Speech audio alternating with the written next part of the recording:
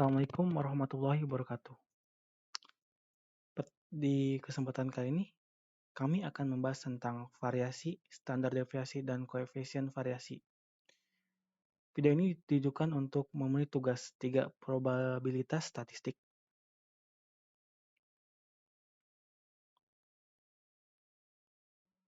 Untuk anggota kelompok kami, yang pertama Dalija Puspita Putri dengan NIM 2013510565, kemudian Mulyana dengan NIM 2013511092, kemudian Sherly Diana Pratiwi dengan NIM 2013511130, dan yang terakhir Muhammad Ghafarul Aziz dengan NIM 2013511145. Untuk selanjutnya, pembahasan pertama akan dibacakan oleh Liza. Dimulai dari perbedaan apa itu sampel dan data. Karena di bidang statistik, kita biasanya akan menggunakan rumus yang berbeda saat bekerja dengan populasi dan data sampel. Ketika kita harus mengurus seluruh data populasi, setiap titik data diketahui sehingga 100% kita akan yakin dengan ukuran yang kita hitung. Jika kita mengambil sampel dari populasi ini, kita akan menghitung statistik sampel. Itu ditafsirkan sebagai perkiraan parameter populasi. Selain itu juga, jika kita mengekstrak 10 sampel berbeda dari populasi yang sama, kita akan mendapatkan 10 ukuran yang berbeda. Jadi, pada intinya, populasi adalah keseluruhan dari data, dan sampel adalah sebagian dari populasi. Jadi, sebelum kita melakukan perhitungan, kita harus tahu kita menghitung populasi atau sampel data. Lalu ada pemusatan data. Pemusatan data itu dibagi menjadi 3. Ada mean, median, dan juga modus. Untuk yang pertama, mean atau biasa disebut juga rata-rata, juga dibagi dengan 2 rumus, yaitu untuk sampel data dan juga populasi data. Untuk rumus dari atau cara perhitungan dari rata-rata sampel data, itu kita bisa hitung dengan cara menjumlahkan semua variabel data dibagi dengan total datanya atau N. N itu biasa kita ketahui mungkin frekuensi dari keseluruhan data. Jadi ada berapa data yang akan kita hitung, itu yang akan menjadi pembagi dari total variabel yang sudah kita jumlahkan. Sama halnya dengan populasi data, untuk cara perhitungannya sama, hanya kita membedakan dari lambang untuk total populasi datanya. Kalau untuk sampel data, dilambangkan dengan huruf N kecil dan N besar untuk populasi data. Lalu untuk perhitungan yang kedua yaitu median atau bisa disebut juga nilai tengah. Jika N-nya sama dengan ganjil, maka kita bisa hitung nilai tengahnya dengan cara X ke N ditambah 1 lalu dibagi 2. Dan jika N-nya sama dengan genap, kita bisa menghitung dengan cara X ke N dibagi 2 lalu ditambahkan dengan X ke N dibagi 2 ditambah 1.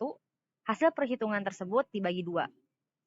Yang ketiga ada nilai modus atau bisa disebut juga nilai yang paling sering muncul atau frekuensi yang paling tinggi. Yang pertama, variasi. Variasi mengukur penyebaran sekumpulan titik data di sekitar nilai rata-ratanya atau pengukuran sebaran antar angka dalam suatu kumpulan data. Rumus variasi. Rumus variasi sampel data dilambangkan dengan S kuadrat sama dengan jumlah dari nilai variabel dikurang X bar atau rata-rata, lalu dikuadratkan, dibagi total frekuensi dikurang 1. Untuk rumus variasi populasi data dilambangkan dengan sigma kuadrat sama dengan jumlah dari nilai variabel dikurang mu atau mean, lalu dikuadratkan, dibagi total frekuensi. Setelah ditemukan nilai variasi, kita bisa membandingkan nilai variasi dan rata-ratanya. Untuk hasil yang lebih rendah atau hasil yang mendekati ke rata-rata, dia lebih bagus dibanding nilai yang hasilnya lebih besar atau jauh dari rata-ratanya. Setelah kita belajar bagaimana cara untuk menghitung variasi, sekarang kita akan belajar bagaimana cara menghitung standar deviasi. Standar deviasi ini biasa juga didefinisikan sebagai rata-rata jarak penyimpangan titik-titik data diukur dari nilai rata-rata data. Untuk rumusnya sendiri, kita punya 2 perhitungan, yaitu untuk menghitung sampel data dan juga populasi data. Untuk sampel data dilambangkan dengan huruf S, Untuk perhitungannya itu nilai variasi diakarkan atau diakar 2. Untuk S kuadrat adalah lambang dari nilai variasi yang sudah kita pelajari sebelumnya. Untuk rumus dari populasi data dilambangkan dengan lambang sigma.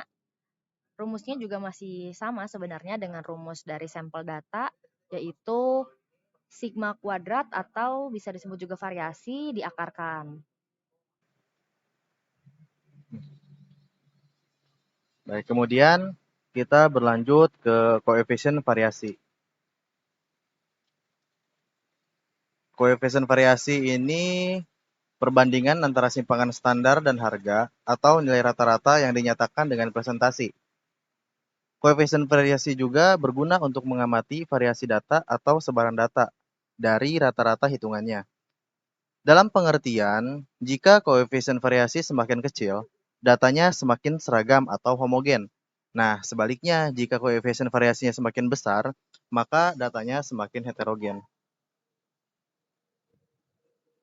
Kemudian, setelah kita bahas pengertian dari koefisien variasi, kita berlanjut ke dalam rumus koefisien variasi.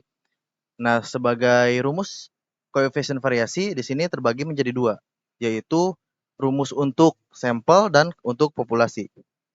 Yang pertama yaitu rumus koefisien variasi untuk sampel, di mana koefisien variasi sama dengan S per X, atau dalam keterangannya yaitu S sebagai simpanan baku dan X sebagai rata-rata untuk data sampel. Kemudian untuk rumus koefisien variasi populasi yaitu dirumuskan ke dalam koefisien variasi sama dengan S per X juga, hanya saja dari perbedaan lambang yang diartikan sebagai simpanan baku dan rata-rata. Kemudian jika ada dua kelompok data dengan koefisien variasi 1 dan koefisien variasi 2, di mana koefisien variasi 1 lebih besar dari koefisien variasi 2, maka kelompok pertama lebih bervariasi atau lebih heterogen daripada kelompok kedua. Nah, di sini akan kita bahas juga, standar deviasi adalah ukuran variabilitas yang paling umum untuk set data. Kemudian, membandingkan standar deviasi dari dua kumpulan data yang berbeda tidak ada artinya, tapi membandingkan koefisien variasi itu tidak atau ada artinya. Berikutnya, kita akan membahas contoh kasus, yaitu perbandingan layanan akomodasi hotel berbasis aplikasi antara Oyo dan juga Redors. Sampel data atau subjek diambil dari review pengguna pada kedua aplikasi. Pada aplikasi Oyo, keseluruhan atau populasi pengguna sebanyak 778.000 review. Kali ini kita akan mengambil sebanyak 50 sampel atau subjek. Sedangkan pada aplikasi Redors, keseluruhan atau populasi pengguna sebanyak 102.000 review. Kita juga akan mengambil sebanyak 50 sampel atau subjek. Kemudian, subjek atau sampel dari data tersebut kita susun di dalam tabel.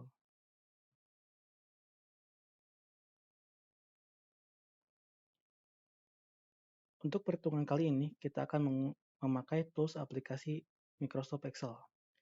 Ada dua cara menghitung nilai. Yang pertama dengan menggunakan rumus dan yang kedua menggunakan fitur data analis. Untuk langkah pertama, setelah memasukkan data, kita akan mensortir atau mengurutkan nilai dari yang terkecil ke nilai yang terbesar.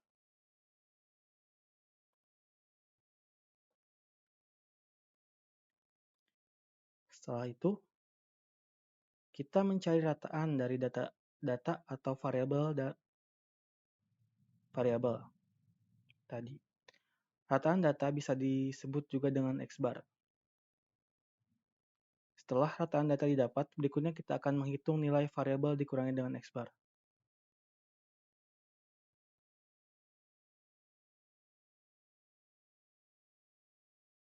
Selanjutnya, kita hitung nilai sebelumnya dengan cara mengkuadratkannya.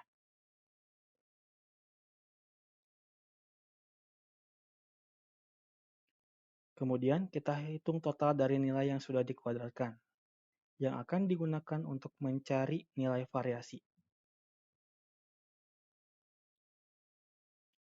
Nilai variasi didapatkan dengan cara membagi jumlah data dengan total hitung X kurangi X bar kuadrat tadi. Kemudian, standar deviasi didapatkan dengan mengakarkan nilai dari variasi. Nilai koefisien varian didapatkan dari perhitungan standar deviasi dibagi X bar dikali 100%. Untuk selanjutnya, kita akan menghitung dengan menggunakan fitur bawaan Microsoft Excel, yaitu data analis. Pertama, kita masuk ke tab data, kemudian klik data analis. Kita pilih deskriptif statis, kemudian tekan OK. Kita masukkan input range. Kita masukkan variabel yang akan kita olah. Kemudian kita pilih output-nya. Kali ini kita akan mengoutput datanya tetap di waktu yang sama, maka kita pilih output range. Kita pilih di F sama G saja. Kemudian klik salah satu dari 4 pilihan ini. Kita akan milih semuanya, kemudian tekan OK. Maka hasilnya akan langsung muncul. Hasil yang muncul yaitu mean, standar error, median, modus, standar deviasi, standar sample variant, dan juga range. Yang akan kita keluarkan di sini yaitu mean, median, mode, standar deviasi, dan juga sample variant. Menggunakan fitur data analis memang lebih cepat dan mudah. Hasil yang dapat juga tidak terlalu jauh berbeda dengan perhitungan menggunakan rumus. Untuk sampel data redoors, cara perhitungan sama saja dengan sebelumnya. Kita akan menggunakan fitur data analis untuk perhitungan kali ini. Berikut merupakan hasil perhitungannya. Dari data yang sudah kita hitung, dari aplikasi OYO didapatkan nilai mean 2,3, median 2, modus 1, variasi 2,33, dan standar deviasi 1,5. Sedangkan aplikasi redoors didapatkan nilai mean 3,6, median 4, modus 5, variasi 1,7, dan standar deviasi 1,3. Kesimpulannya, aplikasi OYO lebih unggul daripada aplikasi redoors, karena nilai perbandingan dari mean dan variasi dari aplikasi OYO sama, yaitu 2,3. Sedangkan nilai perbandingan dari aplikasi redoors cukup jauh dengan selisih 1,9. Jadi kami menyarankan aplikasi OYO kepada orang yang sedang mencari aplikasi layanan akomodasi berbasis hotel. Bila ada pertanyaan, jangan lupa komen di bawah. Terima kasih atas perhatiannya. Wassalamualaikum warahmatullahi wabarakatuh.